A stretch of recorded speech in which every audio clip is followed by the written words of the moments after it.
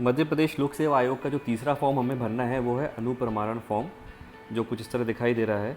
अब इस फॉर्म के बारे में कुछ विशेष बात मैं आप लोग को बताना चाहता हूँ, जो मैं समझ पाया हूँ वो ये है कि ये जो हम लोग का रिज़ल्ट आया था, मध्य प्रदेश लोक सेवा आयोग का रिटन एग्ज़ाम का रिज़ल्ट है, इसमें अभिलेख जो लगाने हैं, इसमें अगर आप ध्यान से देखेंगे तो उसमें एक चीज़ लिखी हुई है, अनुप्रमाणन फॉर्म की 3 मूल प्रति। मूल प्रति का अर्थ क्या है कि ये 3 फॉर्म जो हैं तीनों हैंड रिटन होना चाहिए। जैसे आप इसके पहले देख पा रहे हैं, व्यक्तिगत विवरण फॉर्म जो लिखा है इसमें 1 मूल प्रति व 5 छाया प्रति लिखी है। मतलब आपको हैंड रिटन फॉर्म एक ही भरना है और फिर उसकी 5 फ़ोटोकॉपी करा के उन फ़ोटोकॉपीज़ पे नीचे साइन करना है कि ये आपने भरी थी। उपस्थिति पत्रक 1 मूल प्रति, मतलब हाथ से भरी हुई एक ही कॉपी रहेगी, ठीक है। पर अनुप्रमाणन फॉर्म 3 मूल प्रति, मतलब तीनों हाथ से ही भरना है। ये गलती मत करिएगा कि आपने एक बार भरा, उसकी 2 फ़ोटोकॉपी करा के साइन कर दी, वो आपका फॉर्म वहाँ रिजेक्ट हो जाएगा। तो ये चीज़ समझते हुए, जानने के बाद अब हम अनुप्रमाणन फॉर्म को देखते हैं क्या करना है। देखिए, ऊपर की इन्फॉर्मेशन अभी भी वहीं की वहीं है कि आपको आवेदन क्रमांक भरना है, ठीक है। पंजीयन रोल नंबर जो है आपका, ये दोनों एडमिट कार्ड में दिया है। फिर से आवेदन क्रमांक भरना है। परीक्षा का नाम हो गया दंत शल्य चिकित्सक, पद का नाम दंत शल्य चिकित्सक परीक्षा हो गया। हस्ताक्षर ये सब मैं बता चुका हूँ आप लोग को। चेतावनी इन्होंने कई बार लिखी हुई है, ब्लॉक लेटर में लिखी हुई है। क्यों लिखी हुई है? इसलिए कि हम किसी भी प्रकार से कोई भी जानकारी गलत ना दें, और कोई जानकारी अगर दे रहे हैं तो हमारे पास प्रूफ हो उस जानकारी का। इसलिए जगह जगह चेतावनी लिखी हुई है। चेतावनी को पढ़ने के बाद आप अपना नाम, सरनेम, वर्तमान पता भरेंगे, स्थायी पता भरेंगे। पाकिस्तान के आप हैं नहीं, अगर हैं तो अपना यहाँ पे मेंशन कर दीजिएगा। इसके बाद जो चौथा पॉइंट है वो आवेदक का आधार कार्ड नंबर, ये हमें पता है। इसके बाद ईमेल आईडी भरना है। दूरभाष नंबर, एक नंबर भर देंगे, दूसरा अगर लैंडलाइन है तो वो, नहीं तो अल्टरनेट मोबाइल नंबर भर सकते हैं। जो सातवां पॉइंट है वो काफ़ी लोग को कन्फ्यूज़ कर रहा था, तो उसके बारे में थोड़ी हम बात करेंगे। तो इसमें ये लिखा हुआ है कि निवास अवधि उन स्थानों के ब्यौरे दीजिए जहां आप पिछले 5 वर्षों से 1 वर्ष से अधिक समय तक रहे हों। ये पहला पॉइंट हो गया। जैसे कि अभी 2022 चल रहा है, तो 2017 से लेकर 22 के बीच में यदि आप किसी ऐसी जगह 1 साल से ज़्यादा रहे हों अपने गृह निवास के अलावा, तो आपको उसका ब्यौरा देना है। दूसरा पॉइंट ये लिखा है कि यदि आप विदेश में रहे हों तो आपको सभी स्थानों का ब्यौरा देना है 21 वर्ष की उम्र से, जहां आप 1 साल से ज़्यादा रहे हैं। तो देखिए, दोनों पॉइंट अलग अलग हैं। अगर आप विदेश में नहीं रहे हैं तो आपको सिर्फ 5 साल का ब्यौरा देना है, उसमें भी उन्हीं का जिसमें आप 1 साल से ज़्यादा रहे हैं। लेकिन अगर आप विदेश में रहे हैं तो आपको 21 साल से ब्यौरा देना है, और उन सभी जगह का जहाँ पे आप 1 साल से ज़्यादा रहे हैं। तो क्योंकि 21 साल वाला बहुत ज़्यादा लोगों के साथ ये जो कंडीशन है फिट नहीं होगी, मैं ऐसा मान के चल रहा हूँ, तो हम ये 5 वर्ष वाले को देखते हैं। अब इस 5 वर्ष वाले में, जैसे कि मान लीजिए मैं अपना स्वयं का एग्जांपल देना चाहूँगा कि मैं 2018 से लेकर और 19 में मैं दिल्ली में था, तो मैं मेंशन करूँगा कि 2018 यहाँ 19 कर देंगे मंथ के साथ। जहाँ पे भी मैं रह रहा था वहाँ का एड्रेस लिखना है। एड्रेस के बाद उस मुख्यालय का नाम, जैसे मैं रोहिणी नॉर्थ वेस्ट दिल्ली में था तो नॉर्थ वेस्ट दिल्ली का जिला मुख्यालय, मतलब डीएम ऑफिस। और राज्य हो गया अपना दिल्ली राज्य हो गया, क्या कार्य करते हैं, नौकरी कर रहे थे। दूसरा एग्जांपल दूंगा कि यदि मान लीजिए आप खंडवा में रहते हैं और आप भोपाल से बीडीएस कर रहे थे, तो आप लिखेंगे कि आप बीडीएस, क्योंकि 5 वर्षों का होता है, आप कब से कब तक वहाँ पे थे, वहाँ का आप निवास लिख दीजिए। हॉस्टल का या अगर डे स्कॉलर थे वहाँ का एड्रेस लिख दीजिएगा। इसके बाद भोपाल, अगर आप वहाँ पढ़ाई कर रहे थे, भोपाल आपका जिला मुख्यालय हो गया, राज्य आपका मध्य प्रदेश हो गया। और क्या कर रहे थे, वहाँ आप शिक्षा ले रहे थे। इसी प्रकार से अगर आप किसी और जगह में भी रह रहे थे जहाँ बीडीएस कर रहे थे, तो इस प्रकार से आप अपने इस फॉर्म को भर सकते हैं। इसके अलावा अब अगला जो 8वां पॉइंट है, इसमें क्या लिखा हुआ है, माता अथवा पिता का विवरण। इसमें हमें अपना विवरण नहीं देना है, अपने बारे में जानकारी नहीं देनी है, अपने माता पिता के बारे में लिखना है, किन्हीं एक के बारे में। जैसे यदि आप पिताजी के बारे में लिखते हैं तो पिताजी का नाम, उनका सरनेम आ जाएगा, उनका वर्तमान डाक पता यहाँ पे आ जाएगा। यदि स्वर्गवास हो गया है तो जहाँ वो अंतिम समय, आखिरी समय में थे, उस बारे में आप डिटेल यहाँ भरेंगे। यदि आप माताजी के बारे में लिखते हैं तो उनके बारे में डिटेल सारी भर देंगे। घर का स्थायी पता भरेंगे। घर का स्थायी पता और डाक पता एक भी हो सकता है, अलग अलग भी हो सकता है।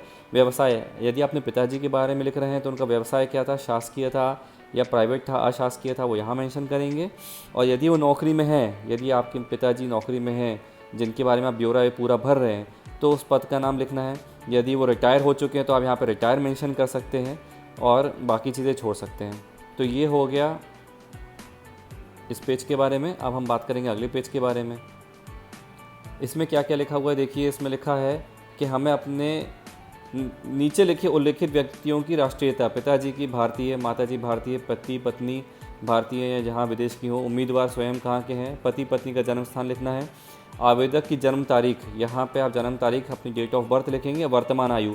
अब देखिए जो हमने पर्सनल इन्फॉर्मेशन फॉर्म भरा था वहाँ मैंने बताया था कि मैं 1/1/2023 के अनुसार अपनी डेट ऑफ बर्थ से मिला के अपनी एज निकालनी है, लेकिन यहाँ पे आप वर्तमान आयु भरेंगे उस दिन के लिए जिस दिन आप इस एप्लीकेशन को डिस्पैच कर रहे हैं। मान लीजिए आप 2020 अक्टूबर को डिस्पैच करते हैं, ठीक है, तो 20 अक्टूबर के अनुसार आपकी जो भी उम्र आ रही होगी आप वो यहाँ लिख देंगे, ठीक है।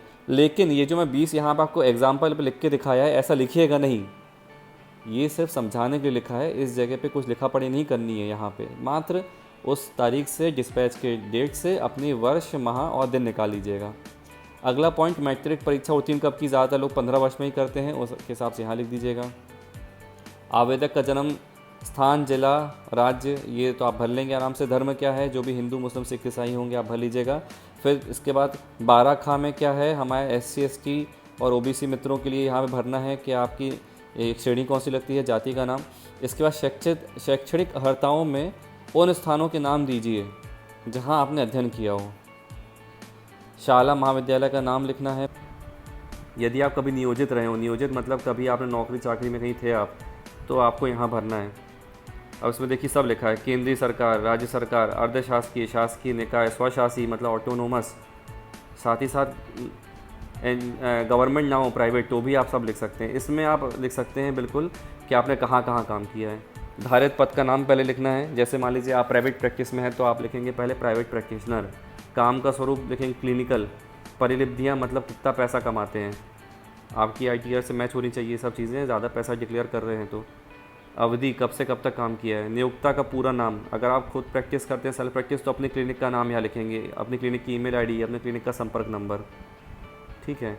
और पिछली सेवा छोड़ने का कारण, मान लीजिए आपने ये जो भी आप डिक्लेरेशन दे रहे हैं यहाँ पे, इसके बाद आप कहीं और जा रहे हैं, काम कर रहे हैं, तो आप यहाँ पे फिर ये आपने अपनी प्राइवेट प्रैक्टिस लिखा हो, आप गवर्नमेंट जॉब में हैं, मान लीजिए किसी का एग्जांपल दे रहा हूँ, तो आप यहाँ रीज़न लिखेंगे कि आपने ये जो सब कर रहे थे, यहाँ जो काम कर रहे थे वो आपने क्यों छोड़ा है। फिर इसके बाद आपके ऊपर यदि आपने 1 महीने का नोटिस देकर कोई सेवा छोड़ी है या आपके विरुद्ध कोई कार्रवाई हुई है, आपको यहाँ मेंशन करना है।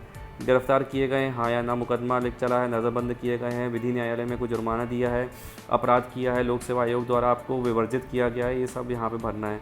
या किसी विश्वविद्यालय या परीक्षा में आपको विवर्जित किया गया, ये सब यहाँ भरिएगा। कभी चीटिंग करते पाए गए होंगे, कहीं से आपको निकाला गया हो, बीच एग्ज़ाम से कोई कार्रवाई की गई हो, वो सब आप यहाँ भरेंगे। इसके बाद कि आपको शासन के अधीन किसी अन्य कारणों से कार्यदायित्व या प्रशिक्षण दौरान कार्यमुक्त निष्कासित किया गया हो, ये आप यहाँ भरेंगे। सस्पेंड किए गए होंगे तो यहाँ भरना है। अनुप्रमाणन फॉर्म को भरते समय किसी भी न्यायालय, विश्वविद्यालय या किसी भी शैक्षणिक प्राधिकरण संस्था में आपके विरुद्ध कोई मामला लंबित हो, इसमें अगर कोई भी केस आपके ऊपर चल रहा हो तो आपको यहाँ मेंशन करना है। यदि आप मेंशन नहीं करते हैं और बाद में जब आपका पुलिस वेरिफिकेशन होगा, डॉक्यूमेंट वेरिफिकेशन होगा, उसमें आप पाए जाते हैं, अभी भी नहीं, रिटायरमेंट के 1 दिन पहले तक भी पाए जाते हैं और ये डॉक्यूमेंट निकल के बाहर आएंगे तो सस्पेंड आप तब भी हो जाएंगे, पेंशन नहीं मिलेगी। देख लीजिए, अपराध किया है पुलिस थाने में, यदि आपका कोई चालान चढ़ाया गया था, न्यायालय में चालान प्रस्तुत किया गया था, कोई दंड हुआ था, दंड नहीं भी हुआ है तो ये सब डॉक्यूमेंट जरूर यहाँ भरिएगा।